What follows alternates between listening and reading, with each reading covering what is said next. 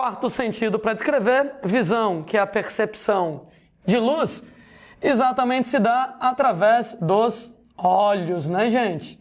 Sendo que, quando a gente fala no olho, o olho da gente, ele apresenta 3 camadas em relação à estrutura dele. Lá vamos nós, 3 camadas em relação ao olho. O que é que eu estou fazendo aqui? No meu desenho é como se eu tivesse arrancado o globo ocular de alguém, né? Um olho bem grande, né? Eu fui lá, cortei e vou exatamente agora estar analisando quem são essas camadas. Camada número 1, moçada, ela se chama de esclerótica. Esclerótica é a camada mais externa do olho. E ela, moçada, conhecida simplesmente como o branco do olho. Ela é a mais resistente e ela é branca, o branco do olho. Sendo, gente, que como ela é branca, ela não deixa a luz entrar. Então, como é que a luz iria entrar no olho para se enxergar alguma coisa? Existe uma região da esclerótica onde ela não é branca, onde ela é transparente. Essa região fica bem lá na frente e o nome dela é córnea, a famosíssima córnea.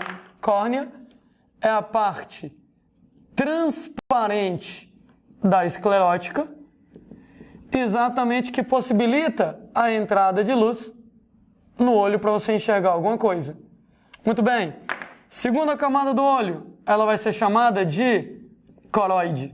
Segunda camada é exatamente essa aqui que eu estou rabiscando para vocês, sendo que a gente fala em relação a coroide no olho da gente, ela vai ser a camada do meio.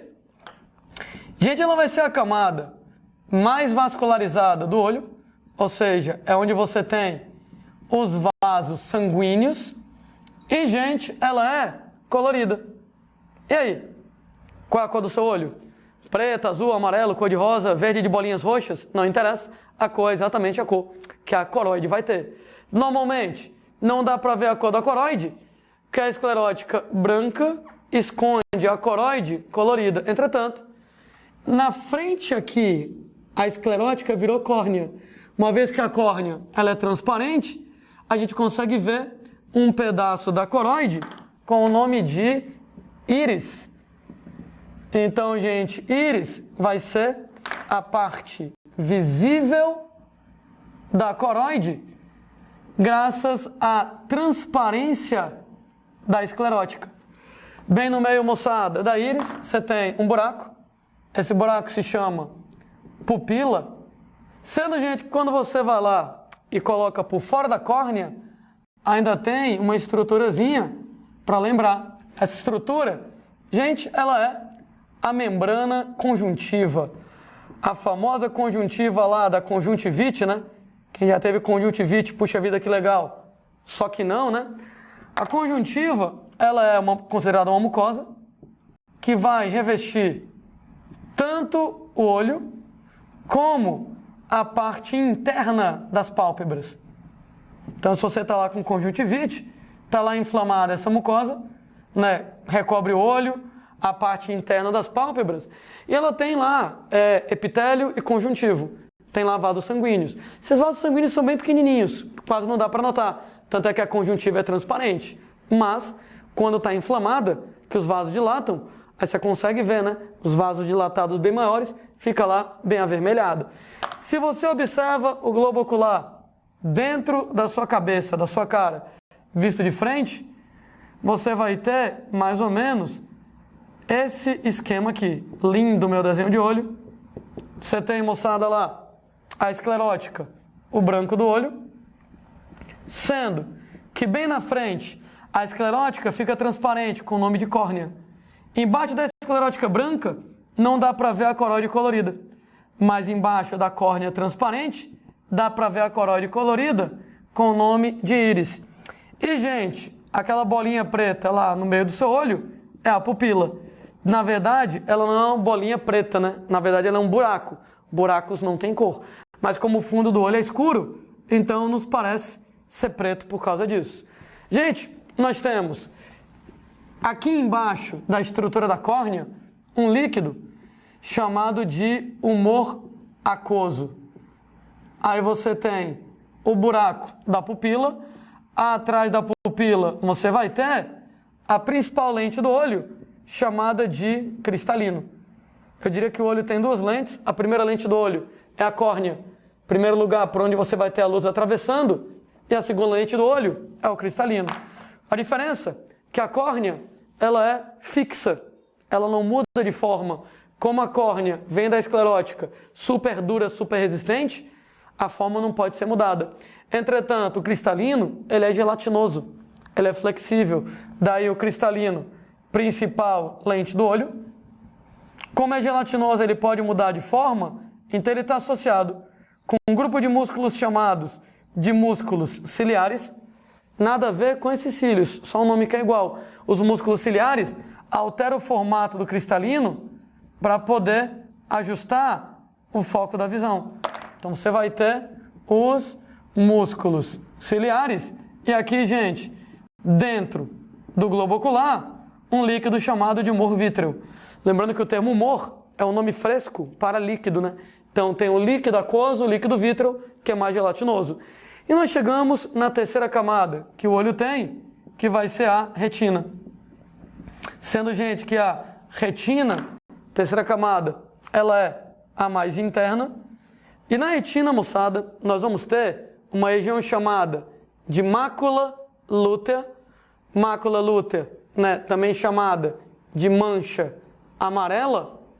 E na mácula lútea, na mancha amarela, nós vamos ter neurônios modificados, próprios para perceber luz. Esses neurônios modificados, próprios para a percepção de luz, eles já foram citados pela gente em uma ocasião. Eles são chamados de cones. Cones, gente, eles percebem luz forte. E somente quando eu tenho luz forte é que você pode perceber cores aqui na jogada, né? Cones percebem cores. E você tem os bastonetes. Sendo que os bastonetes, eles trabalham com a percepção de claro e escuro. Ou seja, eles não distinguem cores, eles sabem dizer se está claro ou escuro, e eles vão trabalhar quando você tem luz fraca, né? Pode notar que quando está muito escuro, a única coisa que você consegue notar é se tem luz ou não tem. Se a luz está forte, ela está fraca. Então, com pouca luz, os bastonetes é que vão estar trabalhando. Inclusive, eu lembro para vocês que os bastonetes estão associados a uma vitamina. Qual é a vitamina da visão, gente? Vitamina A, né? Tanto é que na falta de vitamina A, os bastonetes não funcionam, você não percebe luz fraca, você não consegue enxergar durante a noite, você vai ter cegueira noturna, né? Quem não lembra disso, dá uma olhada na aula de vitaminas. O fato é, vitamina A. Vitamina A trabalha nos bastonetes para que o bastonete consiga perceber luz fraca aqui nesse caso. Como é, gente, que o olho ele percebe a luz? Como é que funciona o sentido de visão? Na verdade, o sentido de visão é um sentido químico. Basicamente, os neurônios modificados da retina, eles apresentam substâncias químicas chamadas de pigmentos visuais. Onde esses pigmentos visuais, exatamente, são substâncias fotossensíveis. São substâncias químicas sensíveis à luz, ou seja, eles vão captar a luz aqui nesse caso. Em relação, gente, aos cones, esses pigmentos visuais são chamados fotopsinas, sendo que nos cones as fotopsinas, elas são de 3 tipos, elas vão perceber cores. Tem uma para azul, uma para vermelho e uma para verde. O que quer dizer que, na verdade, ao pé da letra, seu olho só percebe 3 cores: azul, vermelho e verde. Todas as outras são exatamente devido à ação dessas 3. Alguém briga comigo, Landim, idiota, mas a gente aprende lá na alfabetização que as cores primárias são azul, vermelho e amarelo. Ok, mas o olho trabalha com azul, vermelho e verde, que nem os pixels de uma tela de TV, de uma tela de computador. Todo mundo, quando era pivete, já chegou bem pertinho da TV, já chegou bem pertinho do computador para ver como a imagem é formada. E aí você vai ver os pontinhos, né, na tela de TV, pontinho azul, vermelho e verde. E na combinação deles, eu tenho todas as cores. Inclusive, se você vai lá e excita parcialmente o verde, te dá a sensação de amarelo. Se você excita parcialmente o vermelho, te dá a sensação de cor-de-rosa. Se excita parcialmente o verde e o vermelho, amarelo com vermelho, te dá a sensação de laranja. E com isso, todas as cores vão sendo percebidas. Aliás, né, aproveito para lembrar para vocês que a deficiência genética de fotopsinas exatamente acarreta numa condição chamada de daltonismo ou cegueira para cores. Nesse caso, gente, você vai ter, se falta uma das fotopsinas, você não vai chegar a determinada cor.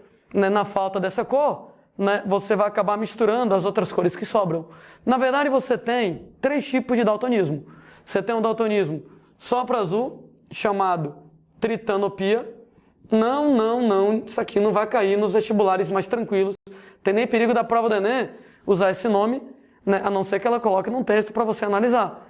Então isso aqui é para os vestibulares muito malucos e olhe lá. Você tem protanopia para vermelho e você tem lá a deuteranopia para verde. 3 versões do daltonismo. Né? Inclusive são genes diferentes que determinam que você vai ser daltônico para um, para outro ou para outro, né? Sendo que, se você for muito azarado, você pode conseguir a façanha de ser daltônico para 2 cores ao mesmo tempo. Se você for daltônico para 2 cores ao mesmo tempo, sei lá, suponha que o cara é daltônico para azul e vermelho, ele só vai enxergar verde, né? No que ele só vai enxergar verde, tudo para ele, moçada, vai ser verde escuro, verde claro. Na verdade, ele não distingue cor nenhum. Ele vai ter uma condição chamada de discromatopsia total, onde na discromatopsia total é quando, amiguinho, ele é daltônico para 2 cores, e nesse caso ele vai ter uma visão monocromática. Ou seja, como se ele enxergasse, entre aspas, em preto e branco, né?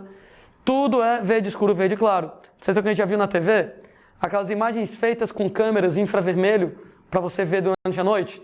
Muitos soldados, às vezes, utilizam aqueles óculos de infravermelho para poder ter combate noturno, né? Para poder enxergar durante a noite. E o óculos infravermelho, a imagem é toda verde. Ou é verde escuro, é verde claro. Tudo preto, verde escuro ou verde claro. Visão monocromática. Então o cara não distingue se é vermelho, amarelo, laranja, não. Escuro ou claro, tudo verde. A gente imagina que uma pessoa que tenha discromatopsia total, ela enxerga desse jeito. Não tem variação de cor, é tudo verde escuro, verde claro, não tem percepção de cores. Uma coisa interessante sobre daltonismo é que a maioria dos animais vertebrados é naturalmente daltônico, né? Tem uma lenda muito famosa que o boi tem raiva do vermelho, né? Gente, isso não existe. O boi nem enxerga vermelho. O boi, ele só vai ter cone para azul e verde. Nem enxergar vermelho ele enxerga. Né? Essa lenda de que o boi tem raiva do vermelho, né? É porque nas touradas lá, né, o toureiro usa uma capa vermelha e a galera, a capa vermelha deixa o touro com raiva. E nada a ver, né? Na verdade, você não tem nem lá que o touro percebe cores. Né? Na verdade, tourada é uma maldade com o coitado do animal. Né? Ele fica com raiva, o touro, que a moçada faz um bocado de judiação com o bichinho, né? A moçada vai lá e coloca uma parada no pé dele para ele ficar coçando, para ele ficar lá, colocando a pata lá no chão para dizer que ele está com raiva. A galera vai lá, aperta lá um elástico nos testículos do pobre coitado, aperta os ovos do pobre, né? Qualquer um ia ficar puto da vida se apertasse os ovos dele, e ainda coloca a moçada, aquele toureiro com aquela roupa ridícula na frente. É claro que o touro vai querer extravasar toda a frustração dele tentando matar lá o toureiro. Sendo que a capa só é vermelha para esconder o sangue, né?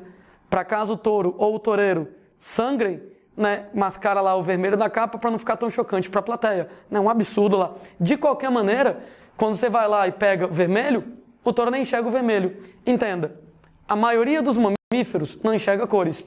Na verdade, peixes, anfíbios, répteis e aves, esses caras aqui, eles enxergam cores de boa. Eles enxergam cores de boa. Entretanto, a imensa maioria dos mamíferos é daltônico. Nesse caso, eles não enxergam vermelho. Por quê? Porque não precisa. Pensa, por exemplo, numa vaca. Por que vaca quer enxergar cores. O que é que a vaca come? Vaca come capim. Interessa se o capim é verde, amarelo, azul ou preto? Não, capim é capim. Ela come do mesmo jeito. Então ela não precisa enxergar cores. O que é que, por exemplo, um leão come? Uma zebra. Interessa para o leão se a zebra ela é listrada de preto e branco, verde e amarelo, ou roxo com vermelho? Não. É zebra do mesmo jeito. Então, para a maioria dos mamíferos, enxergar cores não faz diferença na vida. Entretanto, a maioria dos mamíferos será daltônico. Entretanto, exceção, nós e os primos macaquinhos, os primatas, nós humanos e os macacos. Por quê? Porque a gente come fruta. E, gente, saber a cor da fruta é interessante? Claro. É interessante saber se ela é verde ou vermelha. Porque se ela tiver verde, eu nem vou me dar o trabalho de subir na árvore para ir atrás dela. Não está pronta para comer. Se ela, entretanto, tiver vermelha, amarela, laranja, opa, está madura. Então eu vou atrás de pegar ela. Então, a gente imagina, todos esses caras aqui, eles enxergam cores. Então, nossos ancestrais enxergavam cores. Mas os mamíferos perderam a habilidade de enxergar cores, da maioria dos mamíferos daltônicos. Entretanto, os primatas recuperaram essa capacidade. Os primatas recuperaram a capacidade de enxergar cores, que é bacana para a alimentação deles para fruta, né? Para, de repente, você saber se a fruta está verde ou colorida, se ela está verde ou está madura, né? Então, peixes, anfíbios, répteis e aves enxergam cores, a maioria dos mamíferos daltônicos. A exceção primatas, que só enxergamos cores porque a gente come fruta e é interessante saber qual é a cor da fruta, saber se está verde ou está madura. Eu estava falando aqui a respeito dos neurônios modificados da retina terem pigmentos visuais para poderem captar luz. Então, nos cones chama fotopsinas, enquanto a moçada aqui nos bastonetes chama de rodopsina, né? Exatamente, a rodopsina, que nós chamamos para vocês também pelo nome de púrpura visual, rodopsina, também chamada púrpura visual. Nesse caso, o papel dela para perceber luz fraca está associada com vitamina A, como a gente tinha mencionado. Opa, ideia super importante. Qual é o caminho, moçada, que a luz segue quando ela entra no seu olho até que ela chega na retina, onde ela é captada? Gente, acompanha comigo. Primeira estrutura que a luz atravessa, a conjuntiva. Mas, tecnicamente, a conjuntiva não faz parte do olho. Ela fica por fora do olho. Então, eu não vou colocar a conjuntiva. Então, ela vai atravessar, número 1, a córnea. Número 2, o humor aquoso. Número 3, o buraco da pupila. Número 4, o cristalino. Número 5, o humor vítreo.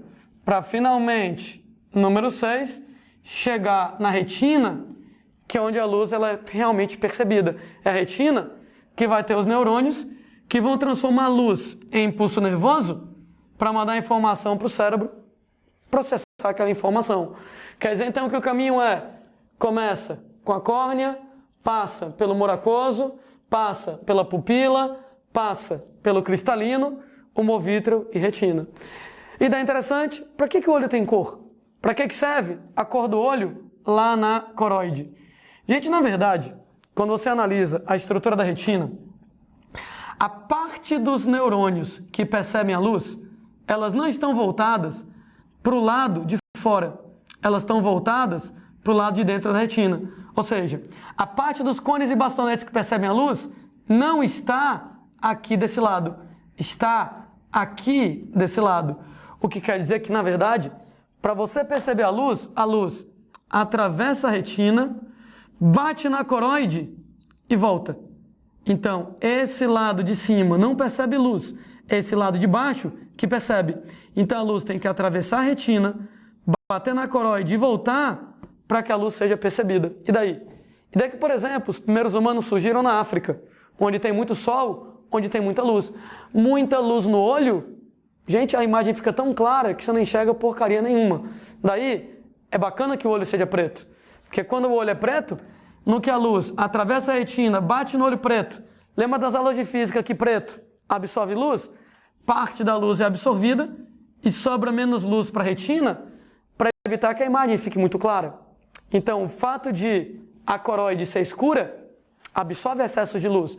A luz atravessa a retina, bate na coroide preta, absorve grande parte da luz, sobra menos luz na retina para evitar que a imagem fique clara demais, né? O olho azul, ele facilita a visão em ambientes escuros? Isso é meio questionável. A única certeza que a gente tem em evolução é que olho claro, olho azul, é bonito pra caramba, né? Mas se ele traz vantagem em ambiente claro, em ambientes escuros, a gente não sabe dizer. Agora, que traz desvantagem em ambiente claro, traz desvantagem. Daí quem tem olhos azuis, nos dias muito iluminados, não enxerga porcaria nenhuma. Por quê? Porque se não é preto, quando a luz atravessa a retina, bate na coroide clara, se não é preto, a luz não é absorvida.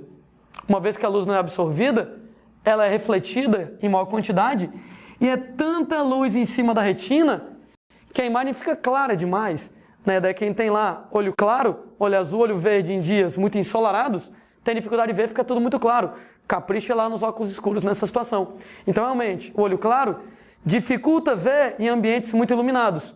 Mas, volta a dizer, a gente questiona se em ambientes escuros chega a ter alguma vantagem em você, sei lá, a luz atravessa, bate na coroide clara, azul ou verde, e volta, se aumentaria significativamente a luz para ajudar você a enxergar em ambientes escuros. Então, isso aí é um pouco questionável. Alguns animais de hábitos noturnos, eles apresentam uma coroide muito reflexiva, para aí sim enxergar bem durante a noite. Daí acho que todo mundo já esteve num carro à noite, com o farol do carro ligado, e o farol do carro bate no olho de um gato. O olho do gato, ele brilha lá no escuro. Agora por quê? Porque gato é animal de hábitos noturnos, então durante a noite não tem muita luz.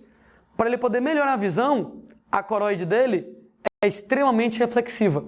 No que a coroide é extremamente reflexiva, quando o pouquinho de luz que entra de noite atravessa a retina, bate na coroide reflexiva, a luz ela é super ampliada.